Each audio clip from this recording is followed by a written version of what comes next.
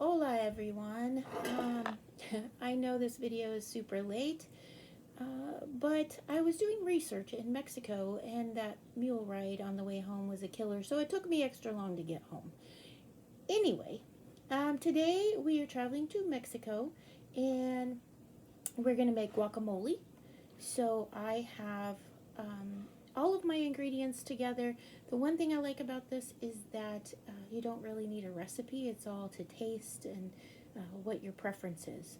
I'm not real big on spicy food, so I don't put any crushed red peppers or anything like that in it. So mine is pretty simple. If you like it spicy, feel free to add some cayenne or some red pepper flakes, and that will spice up your life a little bit. So we're going to get started. I have 3 avocados. Typically I use 3 or 2 because I'm not making it for a lot of people. So I have 2 already cut up, and I wanted to show you how to get started on cutting it if you've never cut an avocado.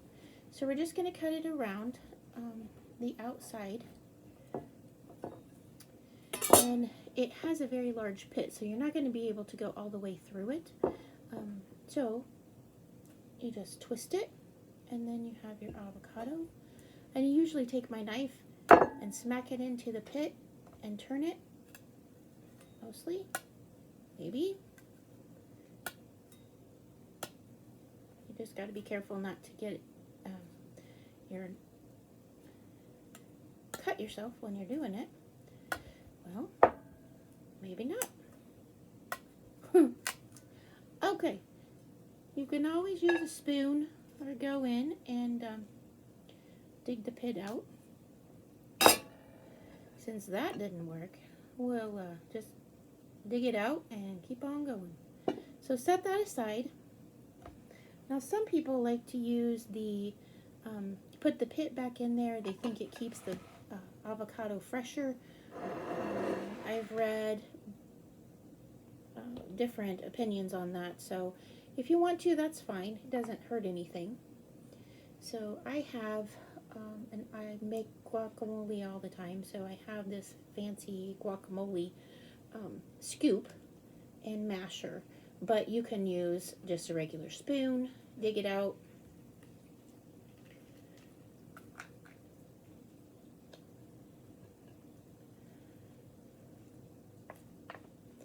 And it's kind of messy, but it's really good in the end, so it's worth it. So we're just digging out the inside of the avocado. You can go all the way to the skin.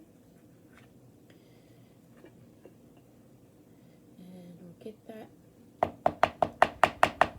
out of our masher. That's the only bad part, is that it gets all in the grooves. So get that all taken care of. And then you start mashing. If you don't have a masher, that's fine. You can use like a potato masher. You can use a fork. Just kind of depends on what you have available. And then if you like it chunky, you don't have to mash nearly as long. And I just get this all mashed up in here before I put in any of my other ingredients.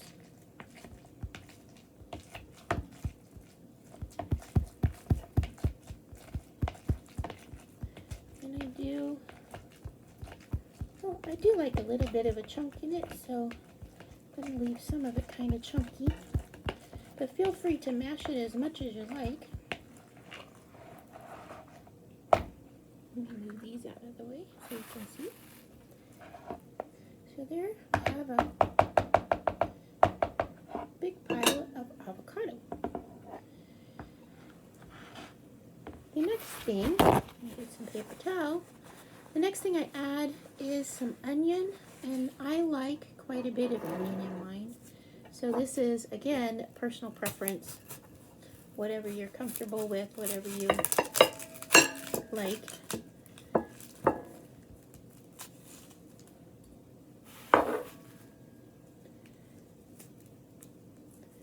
Get my onion peeled. I used a sweet onion. I just think it gives it better flavor. I tend to like sweeter things rather than spicy or savory things. So red onions are better to eat, and white onions are better to cook with. So either one for this particular recipe is fine. And I'm just going to cut off a wedge of onion. Try not to break the plate. I forgot my cutting board, so I'm just cutting off just a wedge of onion, and then I'm going to dice it up and put in my guacamole. And again, I just go by eye. If you put it in, you decide, hey, that's not really enough, or I want some more in there, just add another chunk. Sometimes the onion gets can be very strong and overpowering, so it just kind of depends on what type of onion you use.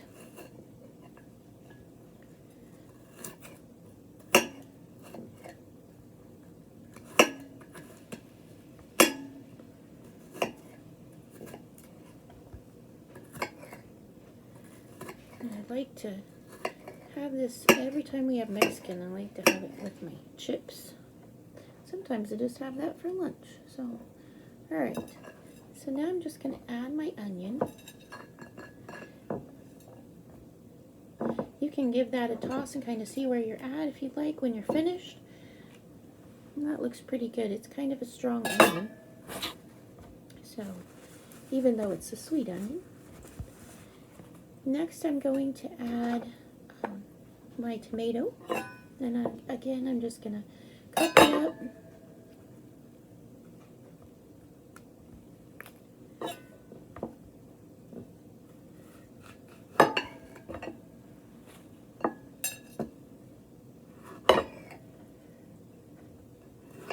And I just cut the stem out. Some people use it, some people don't. And then I'm going to dice it up just like I did the onion.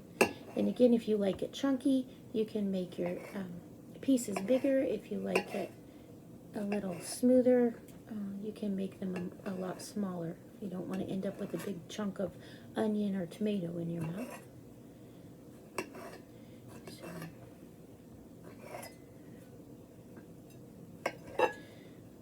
And usually takes about half a tomato, and I usually use maybe a third of an onion, but again, it's all about personal preference, so you can kind of experiment with it if you've not made it before, see if you like it.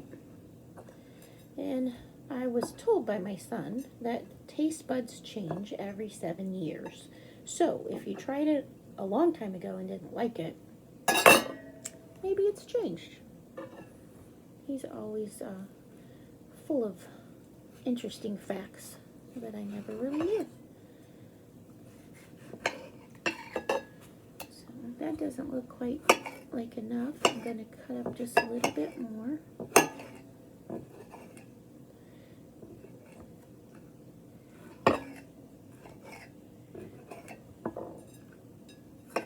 And I want to make sure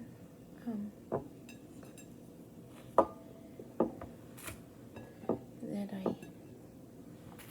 get all the juice in there. That makes it a little bit more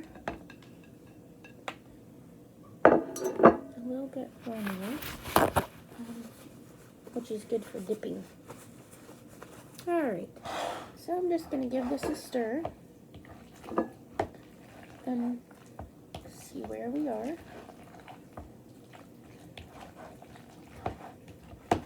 Make sure I get down in the edges and sides. Oh, that looks pretty good. So there is my tomato, onion, and avocado. I'm going to add a little garlic powder and a little salt. If you have garlic salt, you don't need to add any salt to it. You can just use the garlic salt by itself. There's a mix that you can buy that's already pre-mixed, and that's pretty tasty. You can get mild and hot, I believe, with that. Next, I'm going to add some lemon. You can use lemon juice or you can use fresh lemon, whatever works for you. I just used maybe a third of the lemon, and I'm just going to squeeze it in here. Try not to get any seeds. Should have checked for those first. Alright. And then I'm going to give it one last stir.